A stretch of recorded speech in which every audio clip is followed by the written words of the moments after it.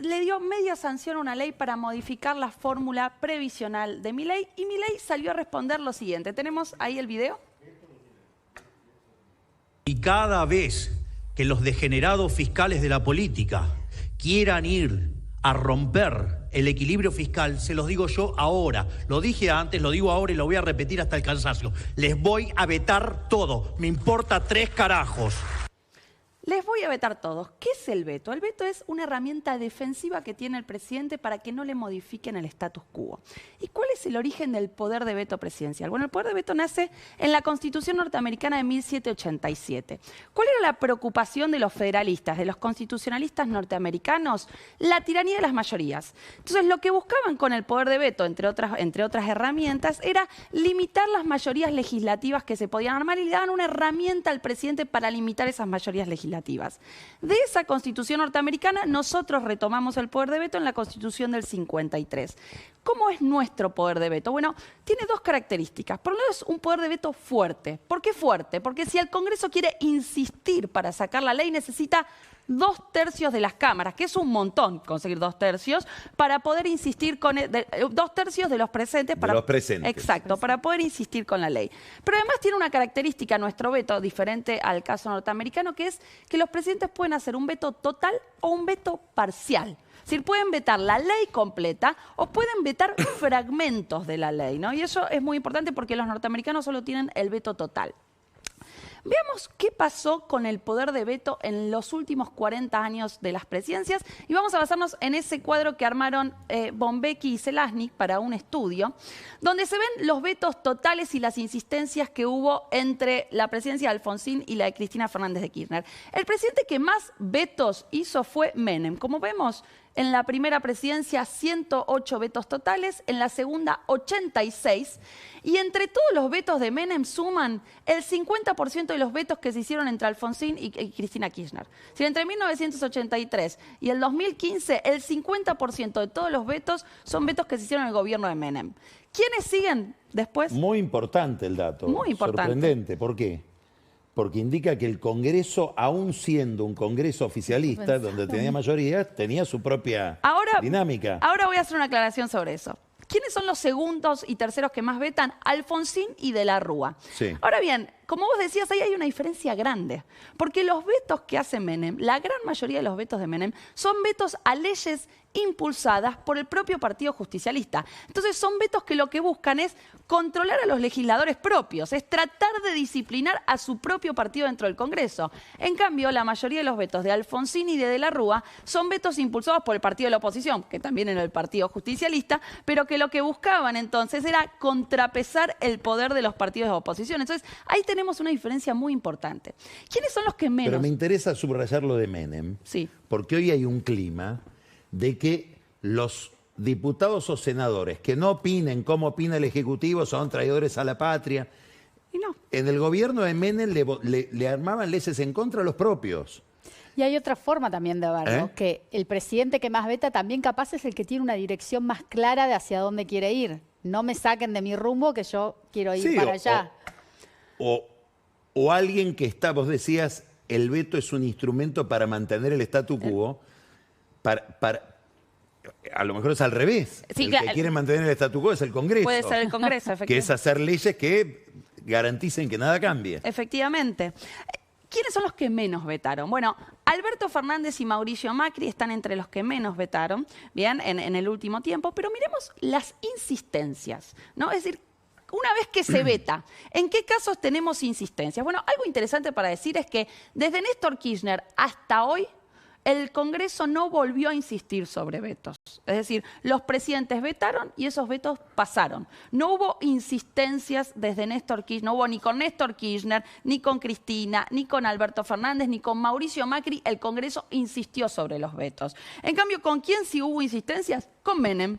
A Menem le insistieron, de esos vetos que él hizo, de esos 190 y pico de vetos, 30 veces el Congreso insistió y logró que la ley, o sea, que el veto se caiga, ¿no? Entonces esto es otro punto importante, ¿no? Porque lo que te está mostrando es no solo... Habría que mirar qué leyes eran.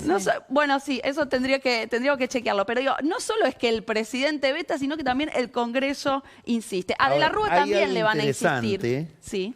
que es Cristina. Sí. ¿Por qué? Porque uno de los vetos de Cristina... La ley del 82% móvil de la jubilación. Es contra un aumento de las jubilaciones. Que le había hecho la oposición.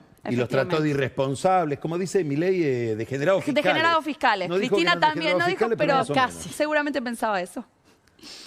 Nos vamos al... ¿Todo esto se solucionaría si uno cierra el Congreso y pone un cerebro mágico, inteligencia artificial? Milei lo explicó clarito cuando se juntó con la gente de Google en Palo Alto. Dijo, voy a reformar el Estado con inteligencia artificial de Google. Después parece que Google dijo que no tanto, pero ahí está. Y estuvo en un discurso, el mismo que mostró Camila, diciendo que también la inteligencia artificial iba a resolver todos nuestros problemas y nos iba a hacer ser una potencia mundial porque teníamos las condiciones. Ahora... Cuando lo bajamos a tierra, ¿para qué sirve en política, en comunicación política, realmente la inteligencia artificial? Hay mucho que se dice sobre eso, pero hay 3 cosas muy específicas donde se está usando y ya podemos dar efectos directos.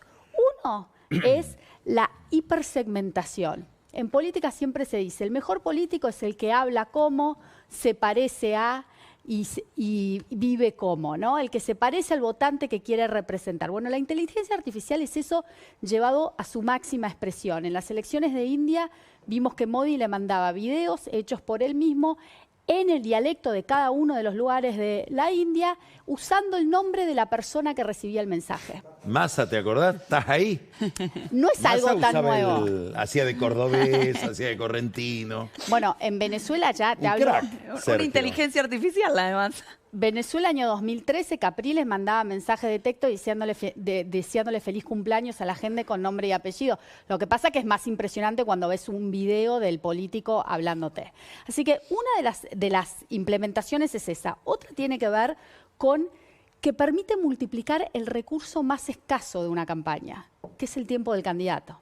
El tiempo del candidato es el recurso más, no lo podés multiplicar. ¿Y cómo lo reemplazás? Bueno, vos con inteligencia artificial podés hacer que tu candidato esté en muchos lugares o hablándole a mucha gente al mismo tiempo. Con su voz. Con su voz y con su video. De hecho, llevado al límite, las elecciones de Indonesia y de Pakistán, tuvimos un candidato que hizo la campaña desde la cárcel, estaba en la cárcel y estaba fuera, esperemos que no sea un precedente para Estados Unidos, y otro candidato que ya estaba muerto y aún así le mandaba mensajes a los militantes de su partido político. No quiero entrar en esos temas de...